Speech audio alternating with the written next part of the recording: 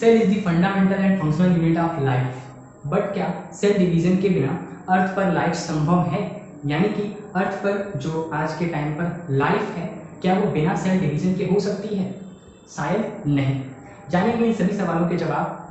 मैं हूं वेद Vishwakarma, your biology teacher, और आज हम लोग जो है सेल डिवीजन और सेल साइकिल को समझेंगे बहुत ही ब्यूटीफुल एनिमेशन से। तो चलिए स्टार्ट करते हैं।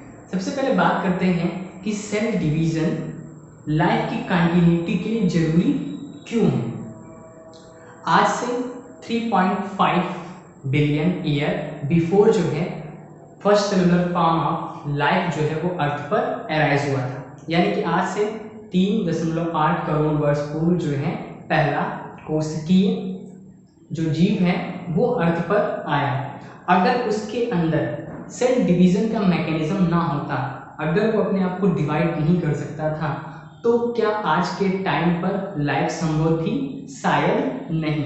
क्यों नहीं संभव थी? क्योंकि एक सेल डिवाइड होती है, पहली जो सेल थी वो डेड हो गई, लेकिन बाकी जो डिवीजन से दो सेल्स बनी हैं वो दोनों सेल्स जो हैं क्या होंगी? वो दोनों सेल्स अभी लिविंग हैं। इस तरीके से वो आगे जो है डिवाइड होती जाएंगी और उन्हीं के वजह से ही आज जो है अर्थ पर लाइफ जो है संभव है।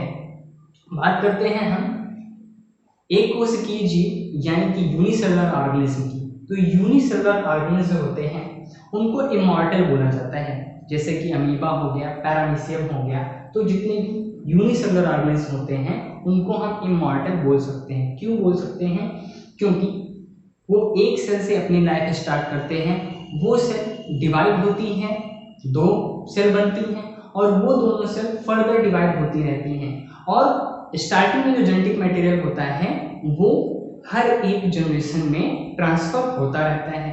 अब इस जेनेटिक मटेरियल के ट्रांसफर होने की वजह से वो सेल्स हमेशा क्या रहती हैं? उन सेल्स को हम हमेशा लिविंग मानते हैं। यानी कि जो अमीबा और पैरामीशियम जैसे जो यूनिसेलुलर ऑर्गेनिज्म हैं वो इमॉर्टल कहे जाते हैं। उनमें ग्रोथ और रिप्रोडक्शन दोनों किसके कारण होती हैं? ग्रोथ और रिप्रोडक्शन जो होती है वो सेल डिवीजन के कारण होती है। बात करते हैं कॉम्प्लेक्स ऑर्गेनिज्म की। आज के टाइम पे जो अर्थ पे कॉम्प्लेक्स ऑर्गेनिज्म है वो पहले जो सिंपलर फॉर्म ऑफ लाइफ थी उसी में कॉम्प्लेक्सिटी की वजह से आज के कॉम्प्लेक्स जो एनिमल हैं वो जो है बने। अगर हम बात करें ह्यूमन की, तो ह्यूमन की पूरी बॉडी एक जाइगोट स्टेज से स्टार्ट होती है। यानी कि स्टार्टिंग में हम सभी क्या होते हैं? स्टार्टिंग में हम सभी जाइगोट ही होते हैं। तो जाइगोट एक सिंगल सेल है। अब ये जाइगोट उसमें डिवीजन होगा, डिवीजन होने के बाद में इतनी बड़ी कॉम्प्लेक्स बॉडी बनती है, और उस बॉडी में जो जेनाइटल ऑर्गन्स होते हैं उनमें जो जर्म सेल होती हैं उनमें जो है मियोसिस होती है, और मियोसिस से गैमीट का फॉर्मेशन होता है। मेल और फीमेल गैमीट जो होते हैं ये दोनों आपस में फ्यूज होते हैं। यानी कि जो माता और पिता हैं उन दोनों के कैरेक्टर्स जो कि उनके जीन जो होते हैं वो जो हैं उन गैमीट्स में रहते हैं, और वो गैमीट जब फ्यूजन होता है, उनका फर्टिलाइजेशन जब होता है, तब उससे जो है वापस से जाइगोट बन जाता है। यानी कि एक दूसरी लाइफ जो है वो दूसरी लाइफ स्टार्ट हो जाती है। तो इस तरीके से अर्थ पर लाइफ की कंटिन्यूटी के लिए सेल डिवीजन का होना बहुत ही जरूरी है। तो चलिए हम स्टार्ट करते हैं चैप्टर को, cell cycle and cell division. यहाँ पर आप लोग देखिए एक पेरेंट सेल दी हुई है जिसमें कुछ जीन है, यानी उसका जेनेटिक मटेरियल है। ये जेनेटिक मटेरियल पहले क्या होगा? ये जेनेटिक मटेरियल पहले डुप्लीकेट होगा, रेप्लिकेट होगा, अपने अमाउंट को डबल करेगा, और अमाउंट को डबल करने के बाद में जब सेल की साइज काफी बढ़ जाती है तो उसका न्यूक्लियस जो होता है उस पूरी सेल पे अपना कंट्रोल नहीं रख सकता, और फिर सेल को डिवाइड होना पड़ता है। तो एक सेल जो है दो एक्सपायरिंग सेल में डिवाइड हो जाती है। तो इस तरीके के डिवीजन को क्या बोलते हैं? इस तरीके के डिवीजन को हम बोलते हैं मिटोसिस बोलते हैं, समसूत्री विभाजन कहते हैं। इसके बाद नेक्स्ट फिगर हम लोग देखते हैं। एक सेल वो डिवाइड होती है और उससे टोटल 4 सेल बनती हैं, और ये चारों सेल क्या होती हैं? इनमें नंबर ऑफ क्रोमोसोम जो होते हैं पेरेंटियल सेल के आधे रह जाते हैं। यानी कि अगर पेरेंटियल सेल डिप्लॉयड है तो ये सारे जो चारों के चारों सेल बनेंगी ये सभी जो है हैप्लॉयड होंगी। तो इस टाइप के डिवीजन को जिससे कि गैमीट का फॉर्मेशन होता है उसको हम बोलते हैं मियोसिस या फिर अर्धसूत्री विभाजन। यहाँ पर एक लाइव डायग्राम है। उस लाइव डायग्राम में आप देख सकते हैं कि एक सेल है उसका न्यूक्लियस दिखाई पड़ रहा है। ये न्यूक्लियस के अंदर जो जेनेटिक मटेरियल है वो क्या कर रहा है, धीरे धीरे डिवाइड होगा। पहले जेनेटिक मटेरियल डिवाइड होगा, यानी कि पहले न्यूक्लियस डिवाइड होगा, और न्यूक्लियस के डिवाइड होने के बाद में ये सेल पूरी तरीके से जो है दोनों डिवाइड हो जाएंगी, और एक सेल से टोटल क्या हो जाएंगी, एक सेल से टोटल जो है वो 2 सेल बन जाएंगी। तो नेक्स्ट हम स्टार्ट करते हैं इस चैप्टर के पहले टॉपिक से। इस चैप्टर का पहला जो टॉपिक है वो है सेल साइकिल, कि सेल साइकिल जो है वो क्या है। तो सेल साइकिल है क्या, एक सेल जो है वो डिवाइड होती है, तो डिवाइड होने से पहले उसमें क्या क्या होता है, एक सेल पहले ग्रोथ करेगी, उसके जेनेटिक मटेरियल का सिंथेसिस होगा, यानी कि जेनेटिक मटेरियल का अमाउंट जो है डबल होगा, फिर उसके बाद में वो सेल पूरी तरीके से क्या हो जाएगी, डिवाइड हो जाएगी। तो ये जो तीनों स्टेप बाय स्टेप होने वाले प्रोसेस हैं, इन तीनों स्टेप बाय स्टेप होने वाले प्रोसेस को ही हम क्या बोलते हैं, सेल साइकिल बोलते हैं, यानी कि the sequence of events by which a cell duplicates its genome. पहले वो क्या करती है, अपने जीनोम का डुप्लीकेट करती है, और उसके बाद synthesises the other constituents of cell and eventually divides into two daughter cells is called cell cycle. यानी कि वो पहले ग्रोथ करती है, फिर उसका जो जेनेटिक मटेरियल होता है उसका अमाउंट डबल होता है, यानी कि अपने जीनोम को डुप्लीकेट करती है, और फिर उसके बाद में डिवाइड हो जाती है। तो स्टेप बाय स्टेप होने वाली इन प्रोसेस को ही क्या बोलते हैं, इन प्रोसेस को ही हम सेल साइकिल जो है बोलते हैं। इसके बाद हम बात करते हैं DNA synthesis occurs in one specific stage, यानी कि डीएनए का जो सिंथेसिस होता है वो सेल डिवीजन के टाइम पर एक स्पेसिफिक स्टेज पर होता है। एक स्पेसिफिक स्टेज पर होने के बाद में जो सेल्स बनती हैं उनमें जो डिस्ट्रीब्यूशन होना है, यानी कि कौन जो जेनेटिक मटेरियल है वो किस तरीके से उन डॉटर सेल्स में, उन पुत्री कोशिकाओं में पहुंचेंगी, जाएंगी, डिस्ट्रीब्यूशन किस प्रकार से होगा, ये जो है कॉम्प्लेक्स सीरीज होती है। यानी कि ये जो है बहुत ही कॉम्प्लेक्स स्टेज में होकर के ये जो है इनका डिस्ट्रीब्यूशन होता है। तो these events are under genetic control. ये जो डिस्ट्रीब्यूशन है ये सभी जेनेटिक कंट्रोल के अंतर्गत होता है, यानी कि उसका जीनोम जो न्यूक्लियस होता है वो इस कॉम्प्लेक्स सीरीज को क्या करता है, कंट्रोल करता है कि कौन से स्टेज में जो है डिस्ट्रीब्यूशन क्रोमोसोम्स का होगा। नेक्स्ट इसके बाद हम बात करते हैं जनरेशन टाइम। जनरेशन क्या है, जनरेशन का मतलब किसी नए चीज का फॉर्मेशन, किसी नए चीज के फॉर्मेशन को हम क्या बोलते हैं, जनरेशन बोलते हैं। तो एक सेल डिवाइड होकर के 2 सेल बन रही है, एक सेल से दो दूसरी सेल बनने में, यानी कि एक सेल के डिवीजन से दूसरी सेल के बनने में जितना टाइम लगता है उसी को ही हम क्या बोलते हैं, जनरेशन टाइम बोलते हैं। तो डेफिनेशन क्या है, the interval between 2 successive cell division is called generation period. यानी कि 2 सेल डिवीजन के बीच का जो इंटरवल होता है, एक सेल से 2 सेल जब बन रही हैं तो उनके बीच का जो पीरियड है उसी को ही हम क्या बोलते हैं, जनरेशन पीरियड या जनरेशन टाइम जो है बोलते हैं। अब बात करते हैं प्रोकैरियोटिक सेल और यूकैरियोटिक सेल की।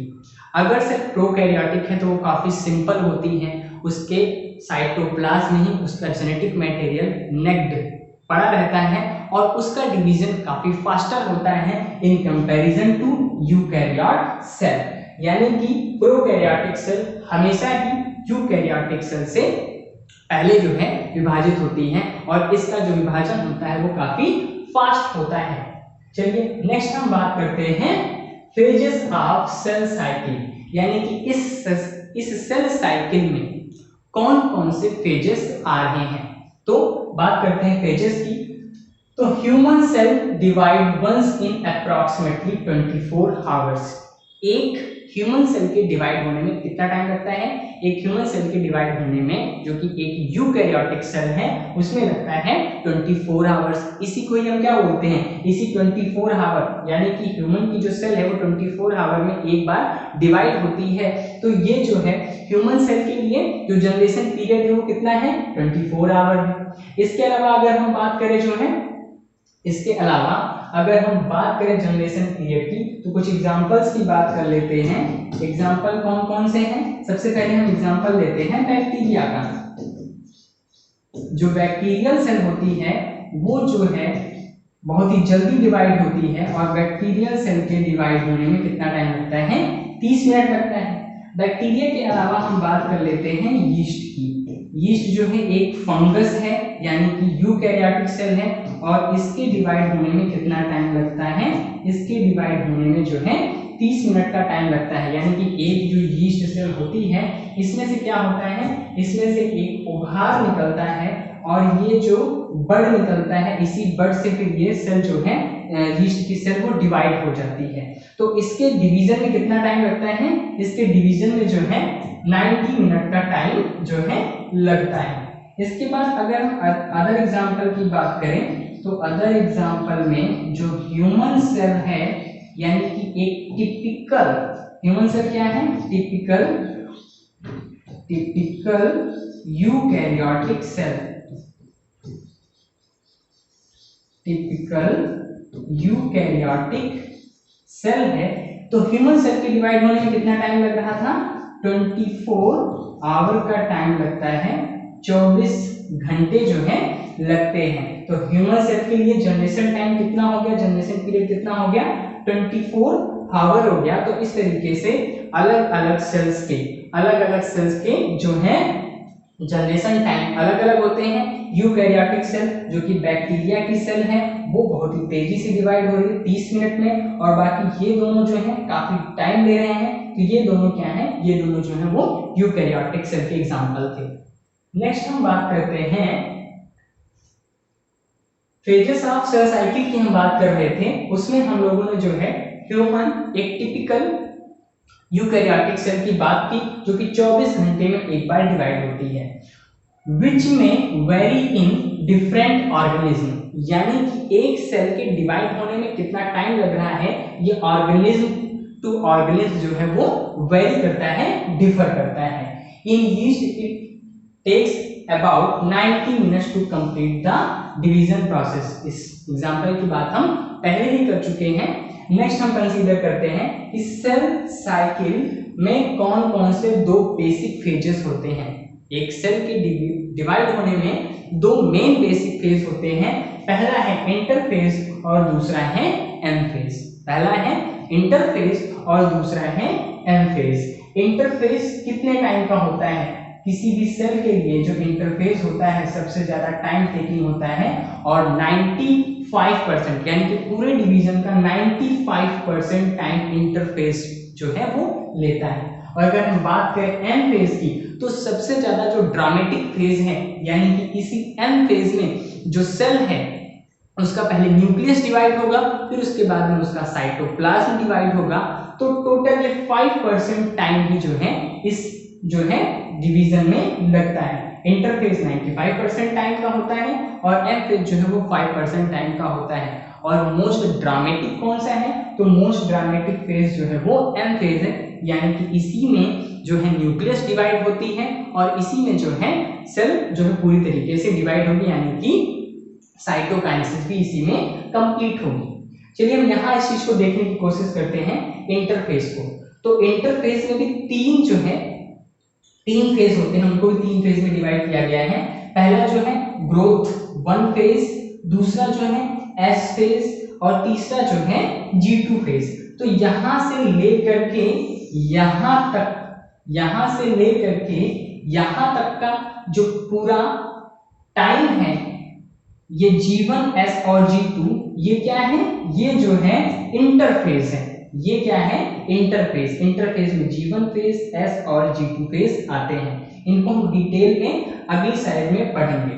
और इसके बाद M फेज होता है जिसको कि मियोटिक फेज बोलते हैं। और मियोटिक फेज में क्या होना है? मियोटिक फेज में प्रोफेज, मेटाफेज, एनाफेज और टेलोफेज आती है। और इसके बाद में क्या आता है? टेलोफेज के बाद में आता है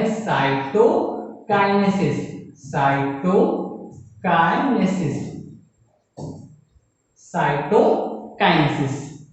नेक्स्ट इसके बाद में हम आते हैं अगली स्लाइड पे। तो अगली स्लाइड हम लोग देखते हैं फेजेस ऑफ सेल साइकिल, यानी कि अभी जो हम लोगों ने बात की थी इंटरफेस और एम फेज की, उनको हम डिटेल में पढ़ते हैं। तो सबसे पहले पढ़ते हैं हम पहली फेज जिसको कि इंटरफेस बोलते हैं। इंटरफेस क्या है? It is the phase between two successive M phase, यानी कि दो एम फेज के बीच का जो टाइम होता है उसी को ही हम क्या बोलते हैं? उसी को ही हम इंटरफेस बोलते हैं। इंटरफेस लीस्ट फॉर 95%, ये इंपॉर्टेंट पॉइंट है, हम लोग पहले डिस्कस कर चुके हैं कि पूरे सेल डिवीजन का 95% टाइम क्या होता है? वो इंटरफेस होता है। इसके बाद में हम बात करते हैं this phase is called resting phase. इस फेज को रेस्टिंग फेज क्यों बोलते हैं? क्योंकि इस फेज में कुछ भी चीजें डिवाइड नहीं होती हैं, बल्कि सेल जो होती है उसका जो साइज होता है वो इंक्रीज होता है, डीएनए का सिंथेसिस होता है और सेल डिवीजन के पहले की जितनी भी तैयारियां होती हैं वो कंप्लीट की जाती हैं, यानी कि सेल रेस्ट के फेज में होता है, इसीलिए इसको रेस्टिंग फेज भी बोलते हैं। और इस टाइम पर क्या होता है? इस टाइम पर केवल सेल की ग्रोथ होती है। इसको 3 फेज में डिवाइड किया गया है। 3 फेज कौन कौन से हैं? पहला है G1, दूसरा है S और तीसरा है G2। तो सबसे पहले हम बात करते हैं G1 फेज। G1 फेज क्या रिप्रेजेंट करता है? G1, G मीन्स ग्रोथ और फर्स्ट, तो पहली जो ग्रोथ है उसी को G1 फेज बोलते हैं। G1 phase represents the interval between mitosis and initiation of DNA replication, यानी कि एक सेल डिवाइड हो चुकी है और डिवाइड होने के तुरंत बाद से ही उसका जो है G1 फेज स्टार्ट हो जाता है और वो मेटासिस के तुरंत बाद ही जो है थोड़े से इंटरवल के बाद G1 फेज स्टार्ट होता है, इनिशिएशन ऑफ डीएनए रेप्लिकेशन। तो इसमें क्या होना है? इसमें जो है ये जो G1 फेज होता है इसमें सेल जो है वो पहले ग्रोथ करती है और ग्रोथ करने के बाद में कौन कौन सी चीजें जो है इसमें बनती हैं? इसके ग्रोथ के टाइम पर यहाँ पर सेल जो है वो कंटिन्यूअसली एक्टिव है एंड ग्रोज इन साइज, और इसकी साइज भी बढ़ रही है। इसके साथ साथ G1 फेज में क्या क्या बनते हैं? क्योंकि S फेज जो है जिसको कि हम S फेज बोलते हैं, यहाँ पर ये जो है सिंथेसिस फेज है, ये है G1 फेज, ये है G1 फेज, ये है S फेज और ये है तीसरा जो है वो G2 फेज। तो G1 फेज के बाद आता है S फेज। S फेज में होना है डीएनए का सिंथेसिस। S फेज में होना है डीएनए का सिंथेसिस। तो डीएनए के सिंथेसिस के लिए जिन चीजों की रिक्वायरमेंट होती है वो सभी जो है G1 में बनने स्टार्ट हो जाती हैं। एक डीएनए के रेप्लिकेशन के लिए किस किस चीज की जरूरत पड़ेगी? तो सबसे पहले जरूरत पड़ेगी डीएनए पॉलीमरेज की। किसकी जरूरत पड़ेगी? डीएनए पॉलीमरेज की, डीएनए पॉलीमरेज की, न्यूक्लियोटाइड की और इसके अलावा जो है आरएनए की। तो डीएनए पॉलीमरेज,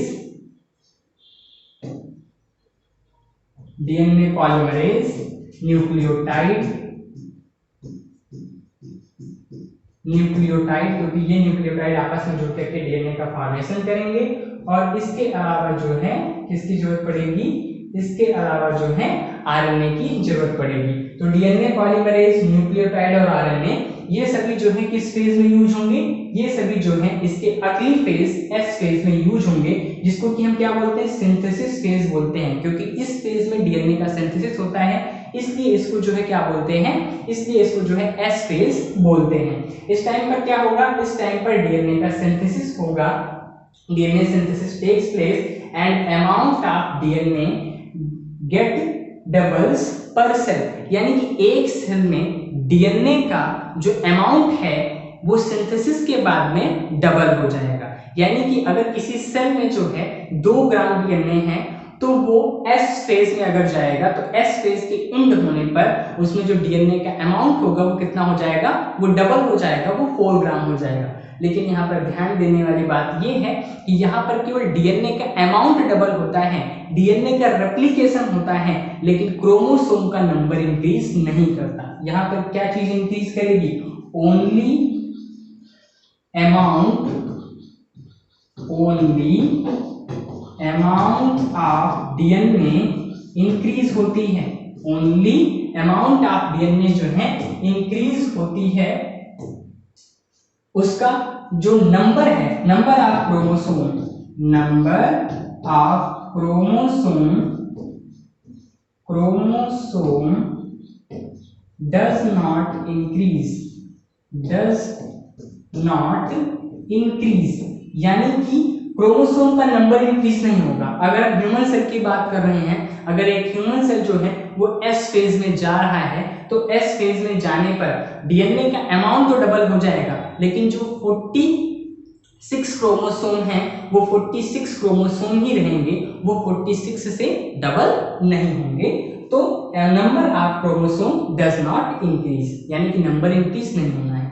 और इसी फेज में एक चीज और भी डिवाइड होती है जो कि सेल के डिवीजन के लिए जरूरी है। जितने भी एनिमल सेल होते हैं उनमें जो है सेंट्रियोल मिलते हैं। ये सेंट्रियोल इसी एस फेज में क्या होते हैं, इसी एस फेज में डिवाइड हो जाते हैं। तो एस फेज में दो चीजें होती हैं, एक तो डीएनए का सिंथेसिस होता है और दूसरा सेंट्रियोल भी डिवाइड होती हैं। यही सेंट्रियोल आगे चल करके स्पिंडल फाइबर्स बनाती हैं जो कि क्रोमोसोम को सेपरेट करने का काम करते हैं। ये फाइबर्स क्या करते हैं, स्पिंडल फाइबर्स, वो क्रोमोसोम को सेपरेट करने का काम करते हैं। इसके बाद जो थर्ड फेज है G1S, उसके बाद लास्ट आता है G2। G2 फेज में क्या होगा, G2 फेज ग्रोथ 2 फेज है। G2 फेज में क्या होगा, जो G2 फेज है उसमें कुछ प्रोटीन्स बनती हैं जो कि सेल डिवीजन के टाइम पर जो क्रोमोसोम्स होते हैं उनको अलग करने का काम करती हैं। उन प्रोटीन्स को क्या बोलते हैं, उन प्रोटीन्स को ट्यूबुलिन प्रोटीन्स बोलते हैं, जिनसे कि स्पिंडल फाइबर का निर्माण होता है। इन्हीं स्पिंडल फाइबर से ये जो क्रोमोसोम्स होते हैं ये क्या होते हैं, अटैच्ड होते हैं। ये जो स्पिंडल फाइबर्स हैं, ये जो स्पिंडल फाइबर्स होते हैं, इन्हीं स्पिंडल फाइबर से ये जो क्रोमोसोम है, ये जो क्रोमोसोम एक्स के जैसा स्ट्रक्चर है क्रोमोसोम, ये जो है यहाँ से टूट करके अलग होते हैं। तो स्पिंडल फाइबर का काम क्या होता है, स्पिंडल फाइबर का काम होता है क्रोमोसोम को अपोजिट पोल्स की तरफ जो है खींचना। वो किससे बनते हैं, वो बनते हैं ट्यूबुलिन नाम की प्रोटीन से, जो कि कब सिंथेसिस होती है, जो कि जो है G2 फेज में सिंथेसिस होती है। नेक्स्ट अब हम बात करते हैं जो है अगली स्लाइड की। तो कभी कभी ऐसा होता है कि कोई सेल G1, S और G2 इन सभी को कंप्लीट करके कंप्लीटली डिवाइड होती है, लेकिन कुछ सेल्स ऐसी होती हैं जो डिवाइड होने के बाद, यानी कि एक बार डिवीजन से वो बन गई हैं तो डिवीजन के बाद उसी स्टेज में रुक जाती हैं, जो उनकी ग्रोथ होती है उसी स्टेज में जो है रुक जाती है और वो मेटाबॉलिकली एक्टिव रहती हैं, लेकिन वो फर्दर डिवाइड नहीं होती हैं। तो जब ऐसी सेल्स होती हैं वो ऐसे स्टेज में चली जाती हैं, उस स्टेज को क्या बोलते हैं, क्विसेंट स्टेज बोलते हैं। इसको क्या बोलते हैं, क्विसेंट स्टेज जो है बोलते हैं। होता क्या है इसमें, in adult animals some cells do not divide और मे डिवाइड ओकेजनली। कुछ सेल्स ऐसी होती हैं ह्यूमन में जो कभी डिवाइड नहीं होती या फिर ओकेजन आने पर ही डिवाइड होती हैं। जैसे कि किसी व्यक्ति को अगर चोट लग गई है तो वहाँ की जो टिश्यू है, वहाँ की जो सेल्स हैं वो डैमेज हो जाती हैं। अब उनको रिपेयर करने के लिए वहाँ की सेल्स ओकेजनली जो है वो डिवाइड होती हैं। तो इस तरीके का जो डिवीजन होता है, these cells do not divide further and exit the G1 phase, यानी कि ये सेल्स जो होती हैं वो G1 फेज में जाती नहीं। एक सेल डिवाइड हुई और डिवाइड होने के बाद उसको G1 फेज में जाना चाहिए, लेकिन वो G1 फेज में नहीं जाती है, उसको छोड़ करके एक शांत अवस्था में चली जाती है, एक इनएक्टिव स्टेज में चली जाती है, जिसको कि क्या बोलते हैं, क्विसेंट स्टेज या G0 बोलते हैं। इसको किससे रिप्रेजेंट करते हैं, G0 से रिप्रेजेंट करते हैं। यानी कि एक सेल डिवीजन के बाद अगर उसको आगे डिवीजन नहीं करना है तो किस फेज में चली जाएगी, तो वो जो है G0 फेज में चली जाएगी। एग्जांपल की बात करते हैं, हार्ट सेल, यानी कि ह्यूमन की हार्ट में मिलने वाली जो सेल्स होती हैं